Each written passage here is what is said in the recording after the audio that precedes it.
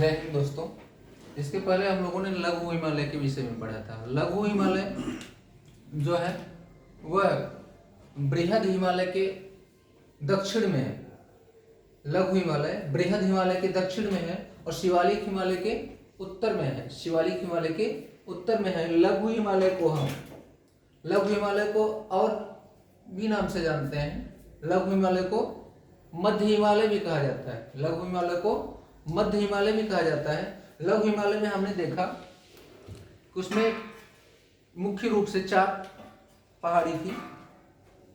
एक पीर पंजाल की पहाड़ी और उसके बाद धौलधार की पहाड़ी जो हिमाचल प्रदेश में, पीर पंजाल की जो श्रेणी थी वो जम्मू कश्मीर में, धौलधार हिमाचल प्रदेश में, मसूरी की पहाड़ी उत्तराखंड में और नेपाल में था काठमांडू की घाटी, काठमांडू की पहाड़ी।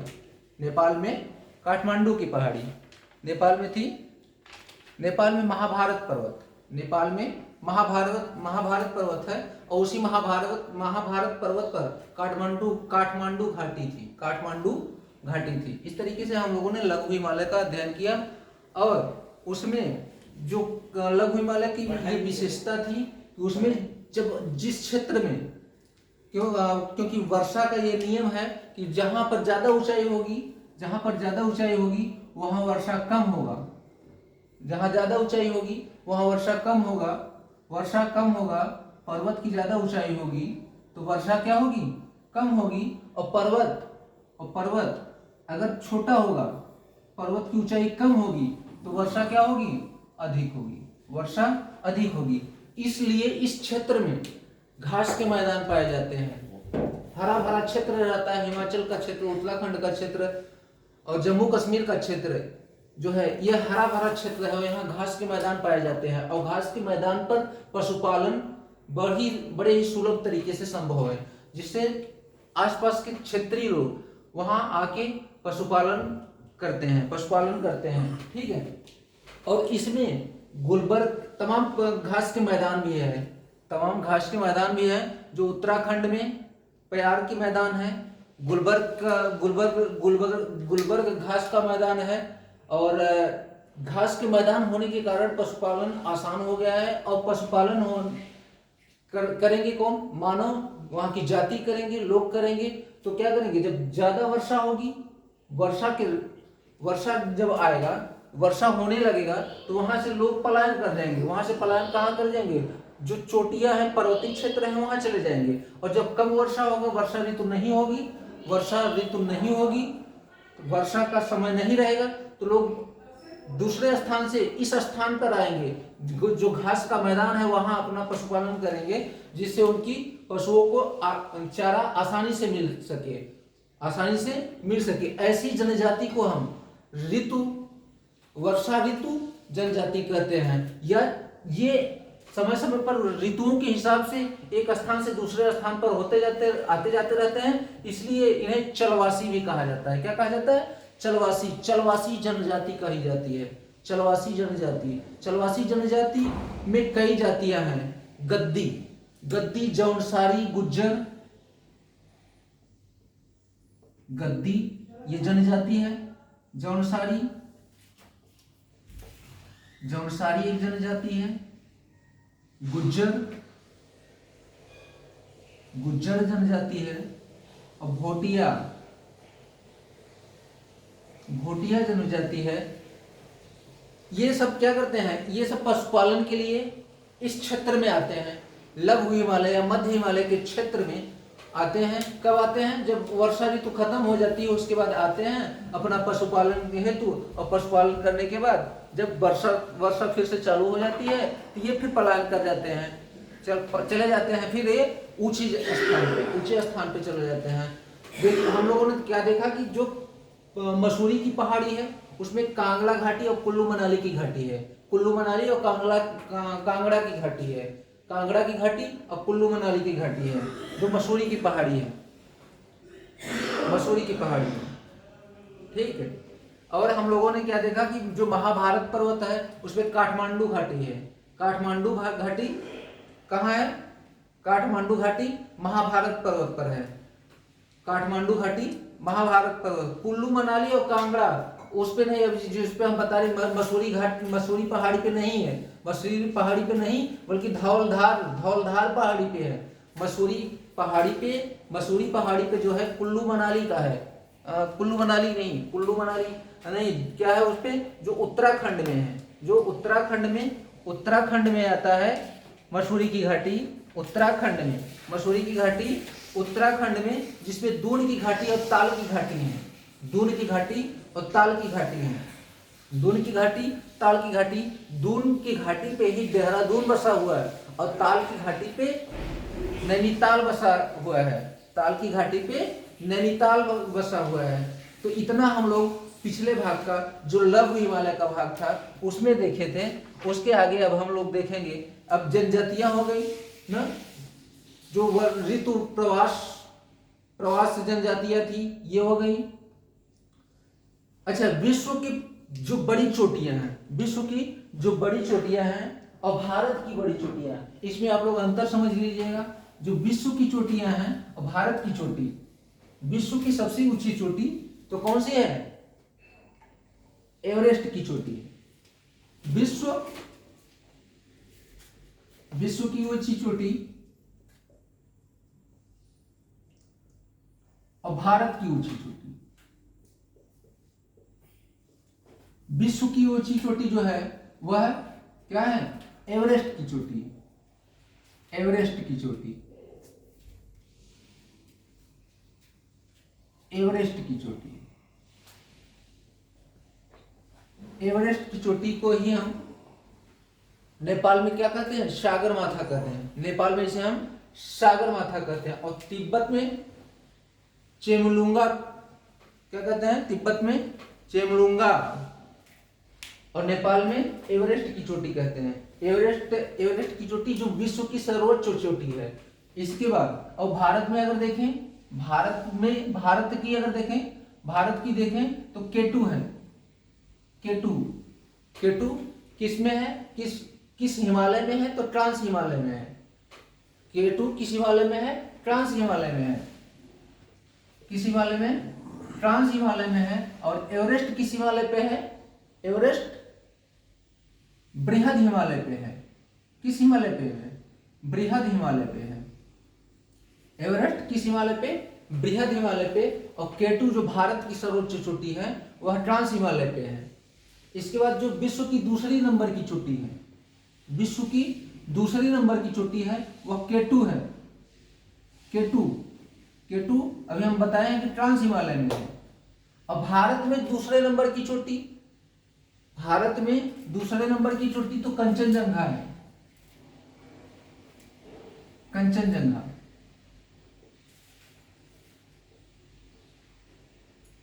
कंचनजंगा कहाँ है? सिक्किम में है।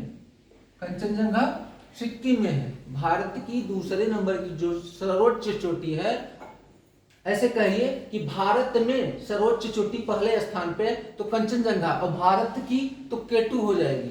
और कंचनजंगा किस हिमालय की है? तो ये भी बृहद हिमालय की है। बृहद हिमालय, अंतर समझते रहिएगा। और विश्व की तीसरे नंबर की जो चोटी है वह कंचनजंगा है। कंचनजंगा विश्व में जो सर्वोच्च तीसरे नंबर की चोटी है वह कंचनजंगा है। विश्व में जो तीसरे नंबर पे आती है चोटी, सर्वोच्च चोटी है वह कंचनजंगा है। और भारत में है, भारत में नंदा पर्वत है, नंदा देवी पर्वत। भारत में नंदा देवी पर्वत जो उत्तराखंड में है, तो इस तरीके से हम भारत और विश्व के परिप्रेक्ष्य में जो सर्वोच्च चोटियां हैं उसको देखे हैं। इसको याद रखिएगा आप लोग। आगे अच्छा हम इसी समय ये देख लेते हैं कि जो विश्व है, विश्व में भारत का क्या स्थान है? विश्व के सबसे बड़े देश कौन से हैं और भारत उसमें कौन सा स्थान रखता है? तो भारत 7वां स्थान रखता है। भारत का कौन सा स्थान है? 7वां स्थान है। भारत का स्थान कौन सा है? 7वां बड़ा देश है। 7वां बड़ा देश है कौन सा? भारत। तो पहला भी कोई हो गया, तो पहला रूस है। कौन है? रूस। फिर कनाडा, दूसरा कनाडा, रूस, कनाडा, फिर चीन,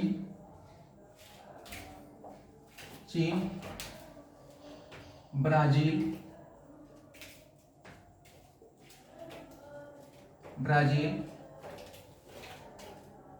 चीन के बाद अमेरिका है, चीन के बाद अमेरिका,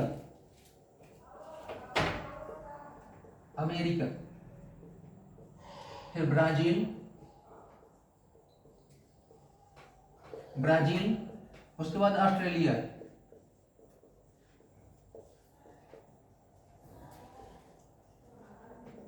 जो भारत पूरे विश्व के भूभाग पर जो अपना परसेंट रखता है वह 2.40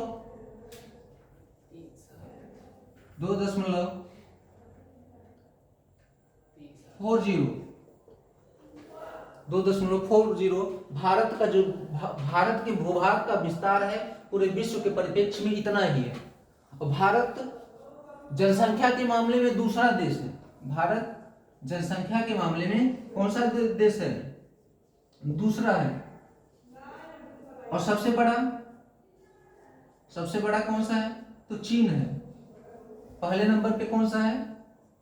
जनसंख्या के मामले में पहले नंबर पे कौन है? तो चीन है।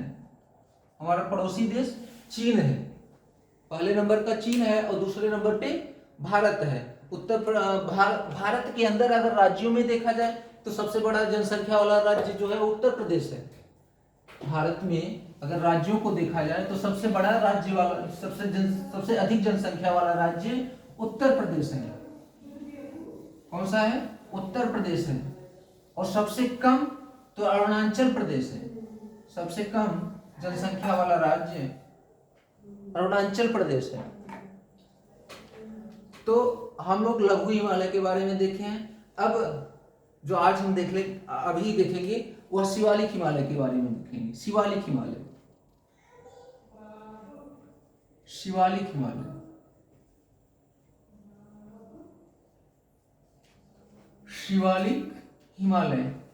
इसे हम ब्राय हिमालय भी कहते हैं। क्या कहते हैं? ब्राय हिमालय भी कहते हैं। ब्राय हिमालय भी कहते हैं। एक नाम और है इसका, क्या है?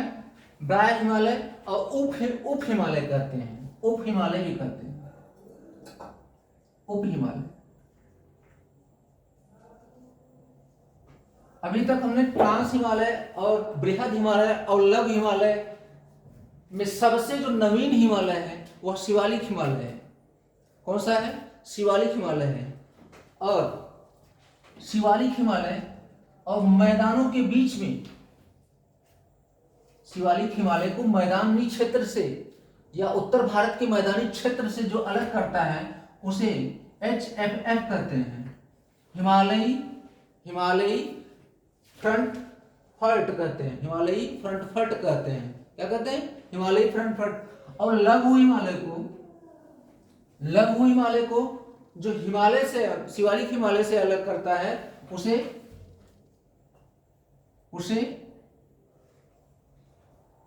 MBF कहते हैं। मेन बाउंड्री फॉल्ट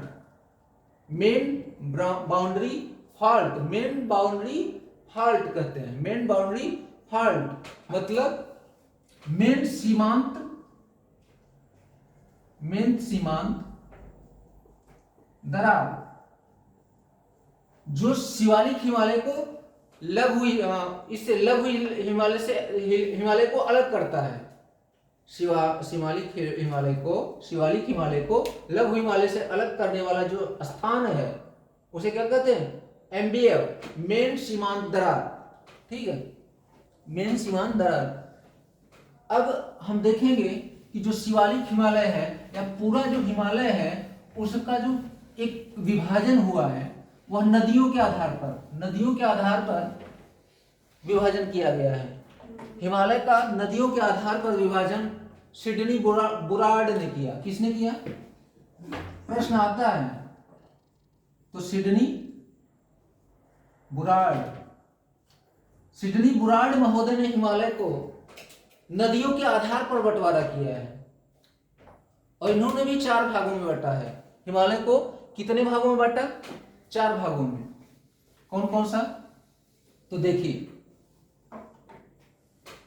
पहला है कश्मीर या पंजाब हिमालय। कश्मीर या पंजाब हिमालय। पंजाब हिमालय, कश्मीर या पंजाब हिमालय। दूसरा है कुमायूं हिमालय। कुमायूं हिमालय, कुमायूं हिमालय, कुमायूं हिमालय। और तीसरा है नेपाल हिमालय। नेपाल हिमालय। जो सिडनी बुराड़ महोदय ने बंटवारा किया उसका ये वर्गीकरण है, उन्होंने 4 भागों में बांटा। और लास्ट है असम हिमालय। असम हिमालय 4 भागों में बांटा। कश्मीर या पंजाब हिमालय, कश्मीर या पंजाब हिमालय, कुमायूं हिमालय और फूलों की घाटी कहा जाता है इसे। पंजाब हिमालय को और कुमायूं हिमालय को फूलों की घाटी कहा जाता है। क्या कहा जाता है? फूलों की घाटी। फूलों की घाटी किस हिमालय को कहा जाता है? तो कुमायूं हिमालय को कहा जाता है। किस घाटी को? किस हिमालय को फूलों की घाटी कहा जाता है? कुमायूं हिमालय को।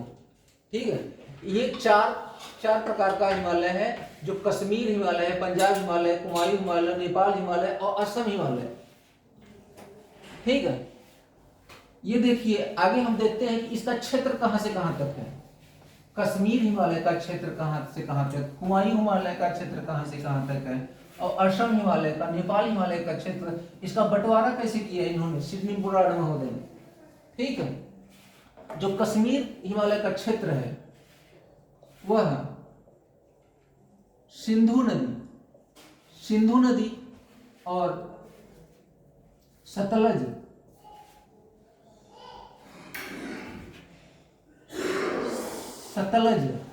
सिंधु नदी और सतलज नदी के बीच का क्षेत्र है।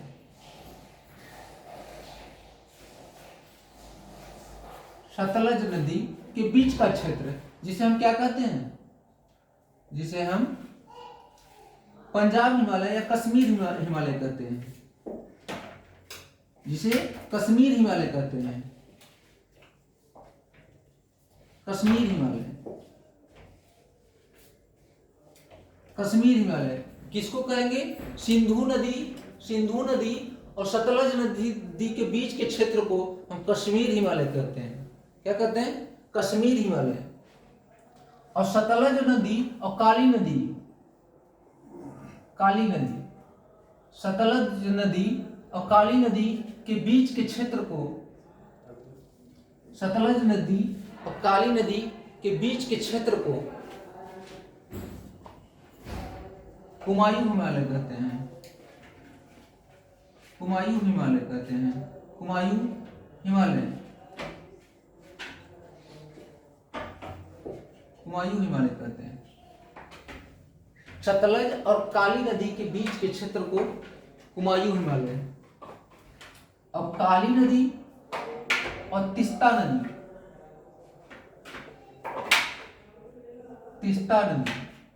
नदी के बीच के क्षेत्र को हम नेपाल हिमालय कहते हैं।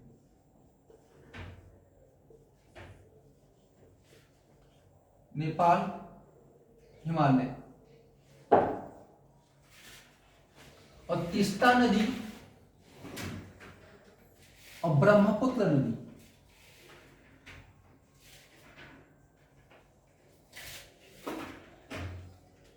ब्रह्मपुत्र नदी के बीच के क्षेत्र को असम हिमालय कहते हैं। असम हिमालय कहते हैं। कुमायूं हिमालय किन किन नदियों के बीच का क्षेत्र है? नेपाल हिमालय किस नदियों के बीच का क्षेत्र है? और असम हिमालय किन नदियों का बीच का क्षेत्र है? ये हम अच्छे तरीके से जान गए।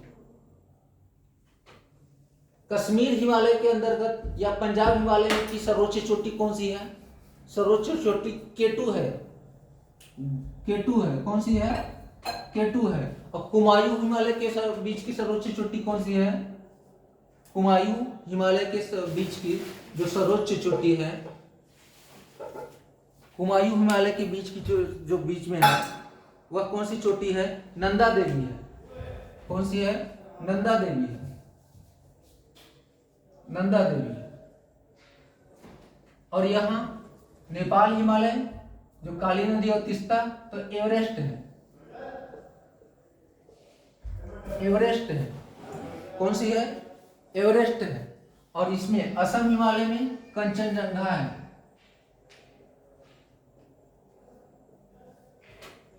कंचनजंगा है। ठीक है, यहां तक हम देख लिए कि जो हमारे हिमालय का विस्तार है सिडनी बोरार्ड महोदय ने किस तरीके से किया। ठीक है,